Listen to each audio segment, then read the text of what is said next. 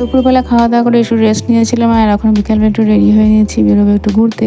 সপ্তাহের 5টা দিন ছেলে পড়াশোনা সংসার নিয়ে যেন দম বন্ধ হয়ে আসে, তাই শনি রবিবারটা কোনো একটা জায়গায় না গেলে যেন কিছুতেই স্বস্তি পাওয়া যায় না।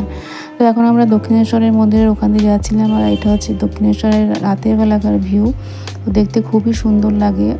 তারপর তো আমরা এগিয়ে অনেকটা আসার পর চলে এলাম এই মন্দিরটা। আর এই মন্দিরটা কিন্তু এক কথায় অপূর্ব, এত সুন্দর যে কি বলবো। এর আগেও আমরা মন্দিরটায় এসেছিলাম, খুবই ভালো লেগেছিলো, যার জন্য আরেকবার এসেছি। আর বাইরের দৃশ্যটা দেখে তো তোমরা বুঝতেই পারছো তাহলে ভিতরের মানে ছবিটা কীরকম হবে। কিন্তু এখানে কোনো রকম ভিডিও অ্যালাউ নেই, তোমাদেরকে আমরা দেখাতে পারছি না। আর সত্যি বলতে এখানে রাধাকৃষ্ণের মূর্তিটা এত সুন্দর যে মন তোমার আপ্লুত হয়ে যাবে।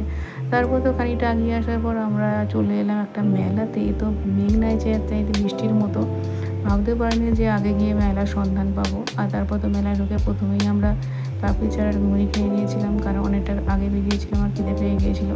তারপর তো মেলা ঘুরে ঘুরে অনেক হার কানের চুড়ি দেখলাম, কিন্তু এগুলো দেখলে না আর মনে হয় এগুলো আর কিনবো, এই সমস্ত কিছু সবই আছে। এখন আর মনে হয় না যে ওগুলো কিনি, এখন মনে হয় সংসারে কিছু টুকিটাকি জিনিস কিনি।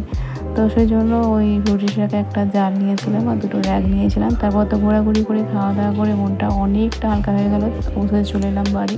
তোমরা কে আমার মতো শনি রবিবারে অবশ্যই ঘুরতে যেতে পছন্দ করো আর মেলা ঘুরতে পছন্দ করো, অবশ্যই কমেন্টে জানিও। ততক্ষণ পর্যন্ত তোমরা অবশ্যই সুস্থ থেকো, ভালো থেকো, সাবধানে থেকো, টাটা।